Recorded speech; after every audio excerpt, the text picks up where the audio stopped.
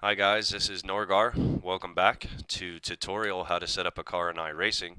This is video number 2, the overview.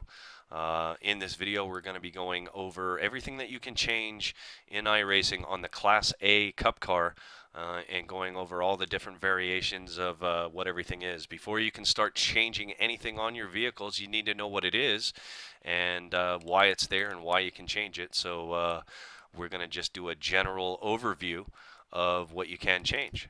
So let's get into it. Heading down to Richmond. We're at Richmond International Raceway here during the day, and we're with the Chevy Impala Norgar TV 2012 Cup car. So let's get right to it. Let's head over to the garage, and we touched on this briefly last time, but we'll go over it again real quick. The first thing, if you're brand new to setting up a car and you have like no idea what you're doing, what you want to do is you want to go to the iRacing setups and you want to find the fix setup that iRacing provides you. And what you do to do that is you go over to the iRacing setups, click on that, and then a bunch of the fix setups come up. And we're at Richmond, and we're going to scroll down until we see Richmond fixed and hit that and load that setup up. And once you have that setup loaded, there's 3 pages under the garage section. And it's the first one that comes up is tires, and how you change these is down here at the bottom of the page. There's 3 little tabs. One says tires, one says chassis, one says notes. And we'll hit all of these. So the first one is tires. As everybody knows, car has 4 tires, so you're going to have 4 different readings. Now, iRacing only lets you change the cold pressure, and that's it. They don't let you do anything else to the tires, so there's not a lot to worry about here, but we're going to go over it. Right now, cold pressure is currently set at 30 psi, so that's 30 pounds of pressure per square inch, and the definition of cold pressure says, now this is nice, and before we start going through all this, so I only have to say it once, is if you hover over anything now, and it didn't used to be this way in iRacing, but it is now and it's nice. If you hover over anything, it will give you the definition on what it's for. So if you forget anything I tell you, just head on into the garage and just hover over what your question is, and it'll tell you. So anyway, up here, the cold pressure, and iRacing's definition is air pressure in a tire as measured when the tire is cold, meaning room temperature, meaning sitting there, meaning not moving, meaning just off the truck. The more heat buildup, the better grip at lower loads, left sides, or road courses, or the higher pressure, the less heat, better grip at higher loads, or right sides. So basically all you need to know for now, excuse me, and we'll get into tire pressure and changing it a whole bunch later, but all you need to know right now is that you can change that, and shorter tracks you're going to have a lower pressure, bigger tracks you're going to have a higher pressure. Keep it simple, keep it easy, leave it at that right now. So let's move on to the next reading. Now, these are readings. These are not things you can change, but I'm going to explain them to you and what they mean. The last hot pressure, if you hover over that, it says the air pressure reading when the car has last stopped in the pit stall or when the driver got out, meaning he pressed escape. He stopped the car out on the track, and you press escape. It takes a reading, and you can come to the garage and find out what that reading is. Now, right now you see my hot pressure right here says 34.5, but my cold pressure was 30 degrees, or yeah, 30 degrees. It was 30 psi. The reason for that is I did a 10-lap run, and in 10 laps, excuse me, my left front raised 4.5 pounds in the left front in 10 laps. And that's going to happen. Anytime the cold pressure is always going to be lower than the hot pressure. Now, here's some of the varying degrees of what will happen out on the track as you run with your tires. When you run out, and like I said, I ran a 10-lap run and it raised 4.5 pounds. Now, say on a 20-lap run, it raises 5 pounds, but during those 20 laps, once you get under caution flag conditions, your tire pressure is going to go back down. It's losing heat because you're not running as fast. There is not as much friction, and you're not turning near as hard at the speeds that create such friction, and friction creates heat. So know that under green flag conditions, and there will be a point where your tires will top off. They'll stop gaining pressure after so much abuse and wear. It's not like that those 30 pounds, if I run 300 laps under green flag conditions, that my tire pressure is going to go up to 100 psi. That's not the case. It does have a cap. It will stop at some point, and that's just what the tire is constructed for. And this is how iRacing had to acquire this in their simulator. So there is a cap at some point, and but you don't really need to worry about it, because right now all you need to worry about is the cold pressure and where you can change it. The next line says last temps, and then it says OMI, and then it gives you 3 readings. Okay, and what this means is outside. The O means outside, the M means middle, and the I means inside.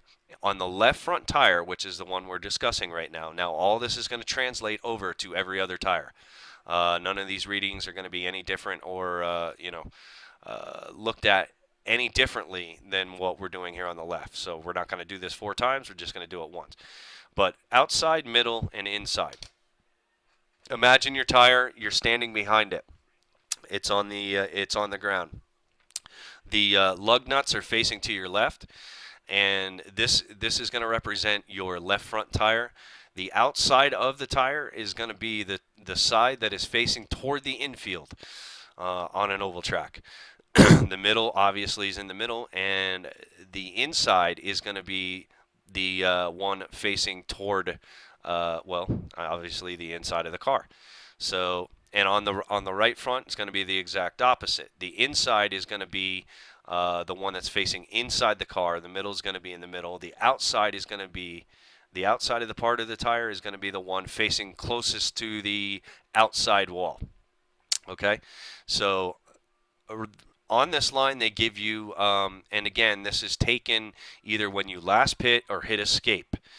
It's taking your last reading, and the last temps, it'll say 171, 172, and then it says 130. Those are, that's just important information for you to see how much heat is going where, okay? And we'll get into how to interpret that information later on. Last line on the tire section is tread remaining. That's pretty self-explanatory. It breaks it down in all 3 sections of the tire. This way you can see which part of the tire is getting used the most. The left front says 98%. That's on the outside. On the middle, it says 98%. And on the inside of the tire, it says 100%. Which means after those 10 laps, if this is at 100% on the inside of my left front tire, I have not worn anything down. Nothing yet. So again, we're not going to get into changing what for what reason yet, but just, that's important information to see. If we drop back to the left rear, it's 99 across the board. If we go to the right rear, it's 98 on the inside, it's 97 in the middle, and 97 closest to the wall. So I've used up 3% there on the outside of the right rear. So that's basically tires for right now. Just a general rule of thumb, if you're going to start and not wait for the rest of the information and start trying to tweak on your cars, and you're going to tweak tires, the easiest way that I can tell you and what to do is on shorter tracks, lower tire pressure, bigger tracks, more. Now, you don't want it too low and you don't want it too high. You definitely don't want to go to the full extremes on it, because either way, one way or another, if your tire pressure is entirely too low, you're going to spin around. If your tire pressure is entirely too high, you're going to spin around. Okay, and it's going to be an undrivable car is what's going to happen. So again, when you're making adjustments on your car, small increments. Do it 2 or 3 pounds. Go out and run 5 laps. And if that doesn't seem anything, do 3 more pounds and 3 more pounds, and go out and run 5 laps, 5 laps, 5 laps, and see how it feels, and do that. So that's all the information that we're going to cover this time on tires. So we're going to head on and move over to the chassis next.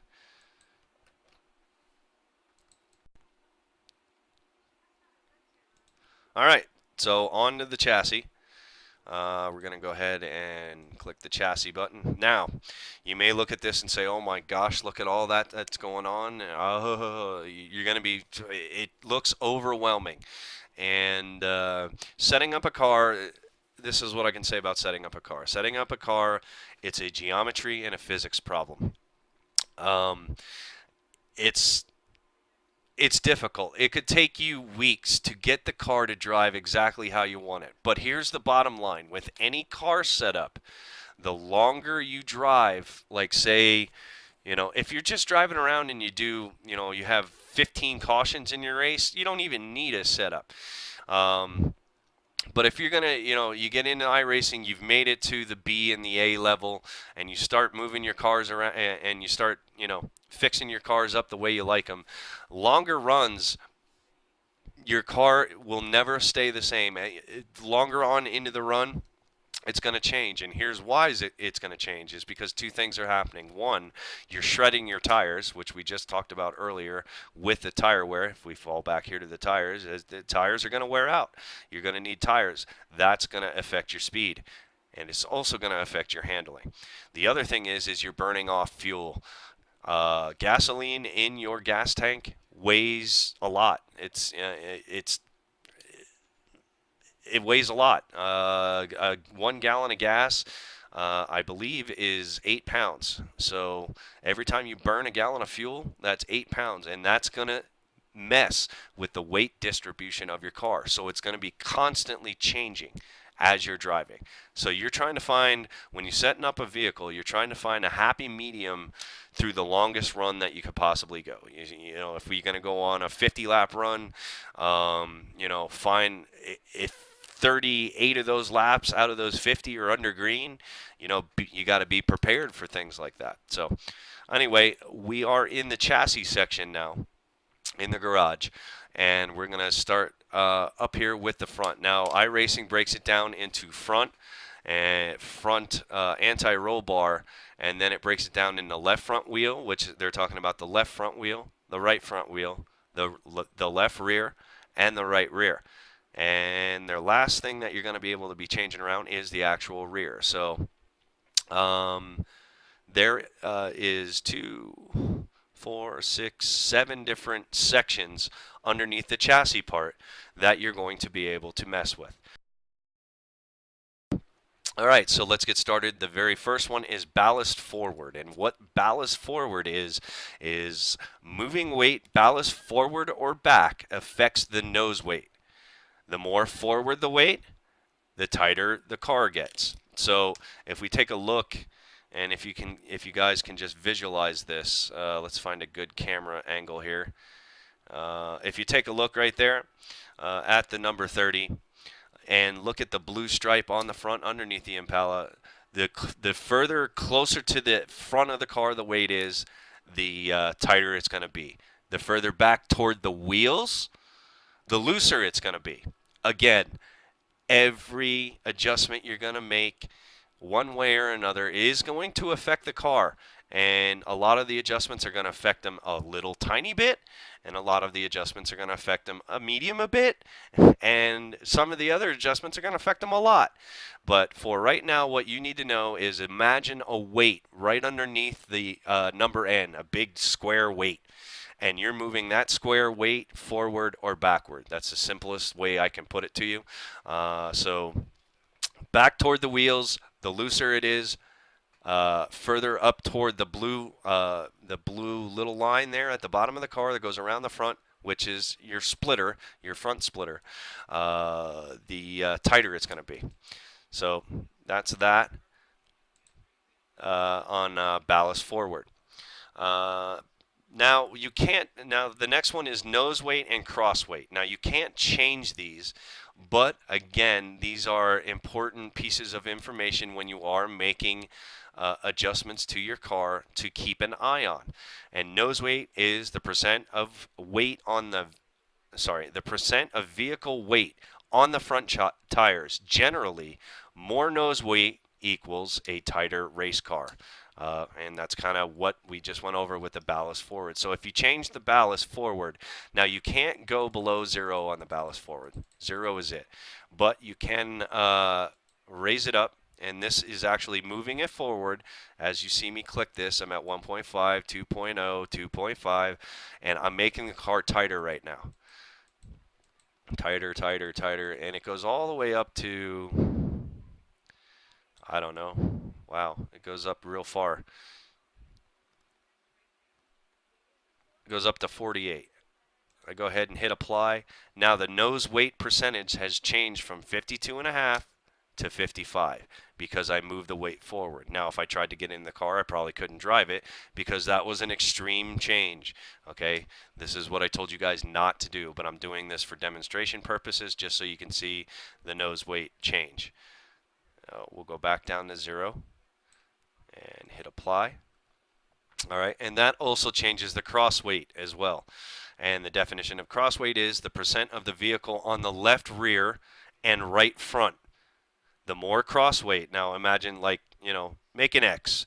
Make an X from the right front to the left rear, the left front to the right rear, and the one from the left to the right, just erase it. So there's a line from the right front to the left rear. And that is the percent of vehicle weight on the left rear and right front tires. The more cross weight percentage, the more understeer in left-hand turns. And what that means is the higher percentage that this cross weight is, the tighter it's going to be when you're turning around ovals. Okay? The more oversteer in right turns. Okay, so if we were taking the Cup car out on a road track, the higher percentage would be better for right-hand turns. And then Iracing gives a recommendation here under crossweight. 50% generally is for the best for road courses, and that's because you're turning left and right. That is a generalization. I will disagree with that, only because some road courses have more right-hand turns than left-hand turns, and vice versa. You have to, when you're setting up a car like the Cup car for a road course track, you have to take into consideration how many times are you turning left, how many times are you turning right, and this is where these pieces of information will come to play on when you're setting up your ballast forward, where you want to stick that weight. Okay, so that's those first three things there, right there. There in the front. So now we're going to head on down to toe in. Toe in, if you watch a lot of NASCAR, you hear this term quite often. And the definition of toe in, it means the left and right wheels are steered toward each other. Negative toe in or toe out means the left and right wheels are steered away from each other. Stick to toe out. Now here again, Iracing suggestions. Stick to toe out at the front. The less front toe out equals the less temperature buildup. The more front toe out, the better turn in and more straight line stability.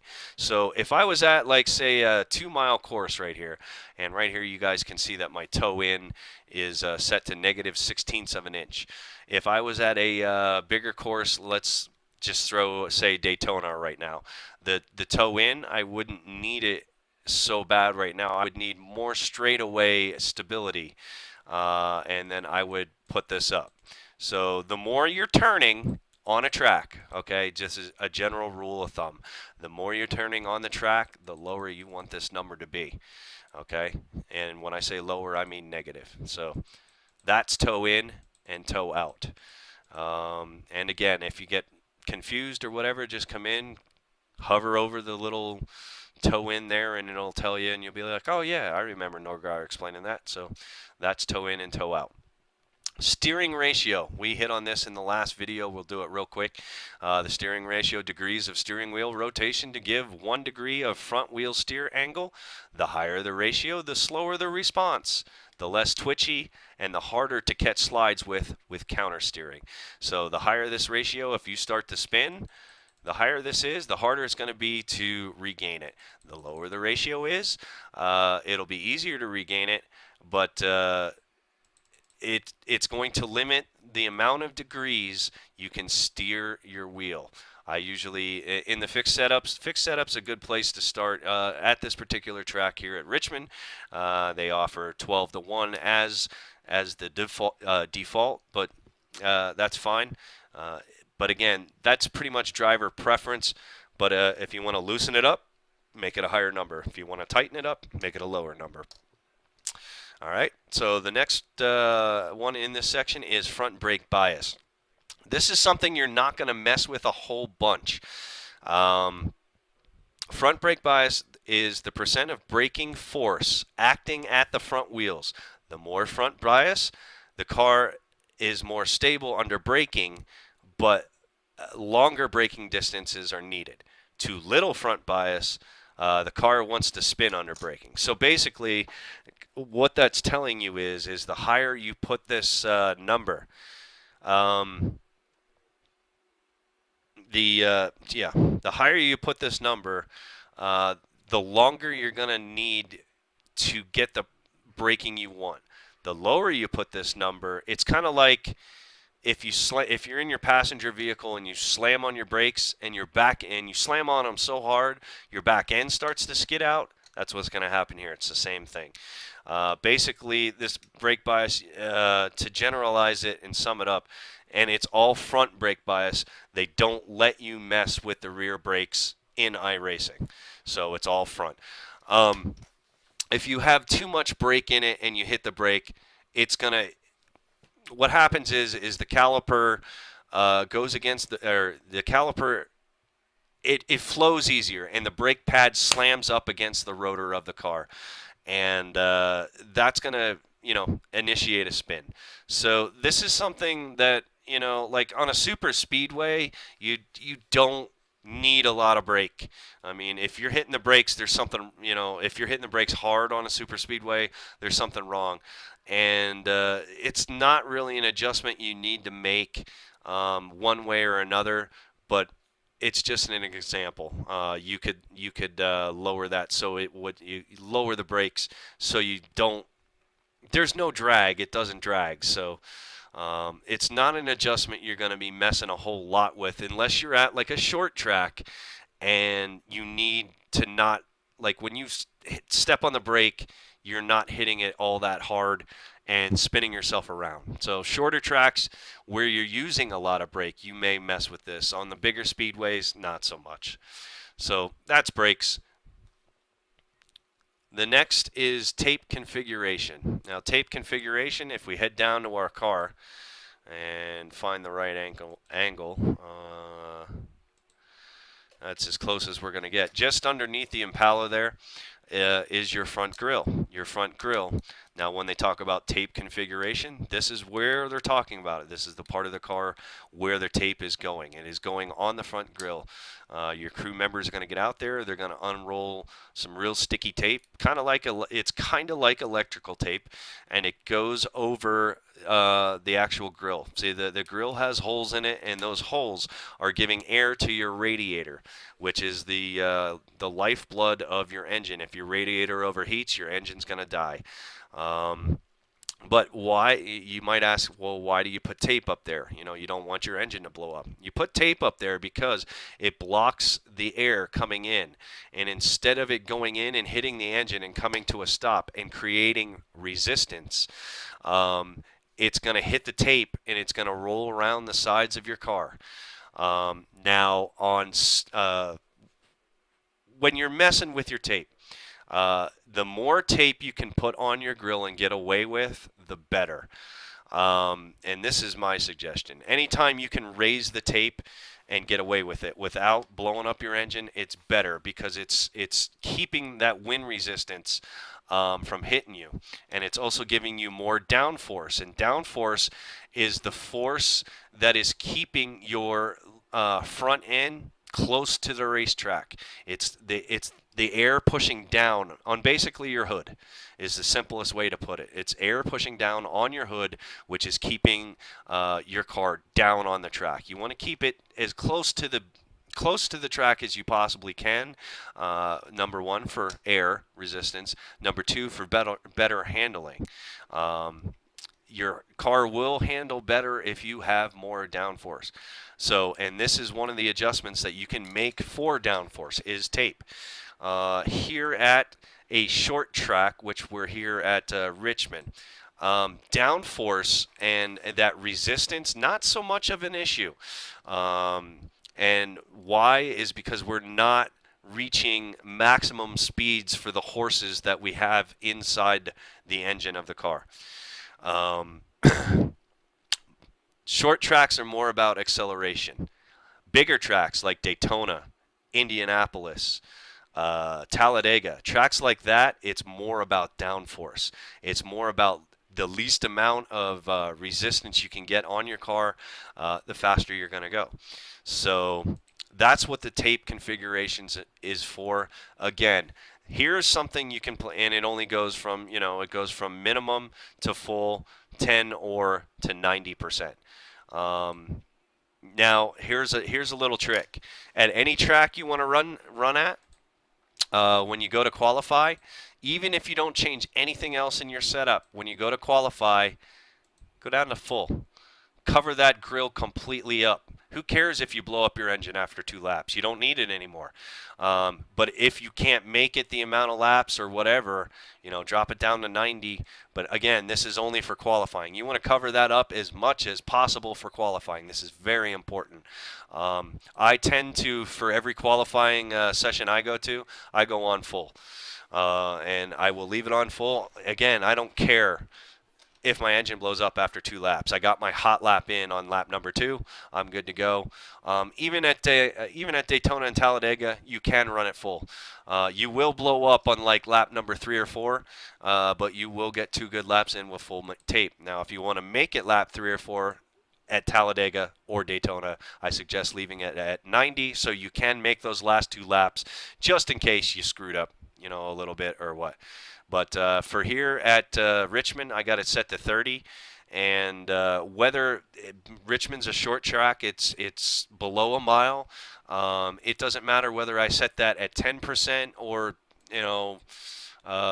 maybe even 40%. But after about that, again, you're running in a lot of traffic at Richmond. There's a lot of dirty air, and you don't want to starve that radiator for air because it will just overheat and then blow up. So the default is 30, so that's where I left it.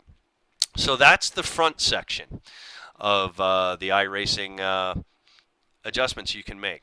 Now we're going to flip over here to the front anti-roll bar. This is the next section we're going to go over. And the front anti-roll bar, let's get right into it. The anti-roll bar says it used to control the body roll while cornering. And what this is telling you is, if you take a look at, let's go back to the car again. If we look at the car and get a good shot here. Everything you see there, everything that's fiberglass, everything that's black, orange, and gray, and white, and whatever, this is what it's referring to. Let's go back to the chassis. You're gonna mess around with these settings to control the actual body of the car. The body of the car, while you're driving it, is actually shifting, and these are the settings that you're going to use to control that. So the first setting you can use is diameter, and it says the larger front anti-roll bar diameter equals a stiffer bar, more understeer, which means tight. So if we want to make this bigger, If we want to tighten up the car a little bit, we're going to crank down on some bolts and we're going to go higher. And right now it's at 2.563. Say our car is really loose, and we're going to crank that up. Well, it looks like it only can crank it up 2 or 3 spots, and it still passes. So that would make it tighter. And if we go down again, the exact opposite, it's going to make it looser. All right. So you guys got diameter right there. And basically what that is the anti-roll bar. It's a bar. And the diameter, you're just changing the diameter of that actual bar. That's what that is. All right, so the arm symmetry is the next thing that you can change, and you have a choice of none, minimum, 2, 3, 4, 5, or max. And right now it's set on none. And the definition of that is the more arm symmetry, asymmetry, equals more chassis roll. The chassis rolls more left while cornering, which can help hold down the front splitter, which we talked about earlier. That's that very bottom piece in the front of the car, which can help hold down the front splitter and increase downforce, which we went over. At road courses, use none. So this is the fixed setup is actually used, and they're using in this fixed setup here at Richmond, they're actually using none. Which is what they tell you to use for road courses. Now, if I were setting up my car for Richmond, I absolutely would be changing this to something else. But for now, to keep it general, we're just going to leave it where it's at. So that's arm asymmetry. The more you go up, it will help hold down the front splitter and increase the downforce. So that's that. If you want to decrease downforce, you go back down. All right, so the next one is chain or solid link. Chain or solid link, and here's what we have to say about that. With the chain attachment, the anti-roll bar is effective only in left turns. With a solid link, which is you have a choice here. If you click on this on the little drop-down menu, you have a choice of chain or solid. Okay, so let's continue reading the definition here. The anti-roll bar is effective only in left turns with a solid link. The ARB, or anti-roll bar, is effective turning both ways. Using a chain on the ovals can slow responsiveness to the right, which can help slide recovery. On road courses, use solid link. So again, they have it set up for a road course, and not sure exactly why. But again, if I were setting up my car for this oval here at Richmond, I would be going with the chain. Because with the chain attached, the anti-roll bar is effective in only left turns. I'm not turning right, so I would definitely be switching this. So that's that. Down on the next one, it's called link slack. You can rotate this up or down. This is going to be affecting the preload, which we'll get to in a minute. But the link slack controls preload in the anti-roll bar. Generally try to minimize preload after any suspension adjustment with the chain attachment. The more slack increases delay before the bar can become effective in a left turn.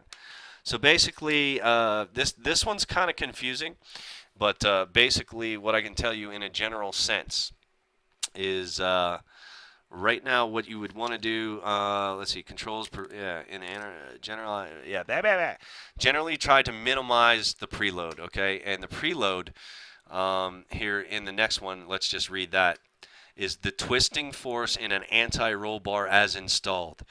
Excuse me. Making any height adjustment can change this, and it can be used to control crossweight.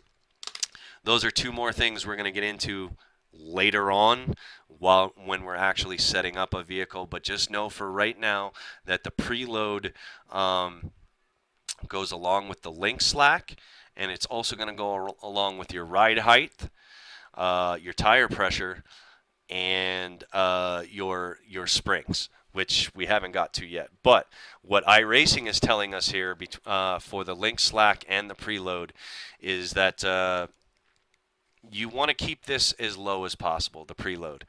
The link slack,